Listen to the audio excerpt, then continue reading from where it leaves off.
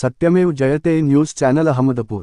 Gas कटरने shutter कापून चोरीचा प्रयत्न, सायरन वाजताच चोरटे पसार। अहमदपूरच्या संगमेश्वर ज्वेलर्समध्ये पहाटे रात्रीचे 3:15 वाजता थरारक घटना। अहमदपूर शहरातील थोडगा रोडवरील संगमेश्वर ज्वेलर्स येथे आज पहाटे सुमारे रात्रीचे 3:15 वाजण्याच्या सुमारास अज्ञात चोरट्यांनी चोरीचा प्रयत्न केला। मात्र दुकानातील सुरक्षा यंत्रणा सतर्क झाल्याने चोरट्यांचा डाव फसला। मिळालेल्या माहितीनुसार चोरट्यांनी गॅस कटरच्या सहाय्याने दुकानाचे शटर कापले, पण आतील लोखंडी ग्रिल कापत असतानाच दुकानातील सायरन अचानक सुरू झाला।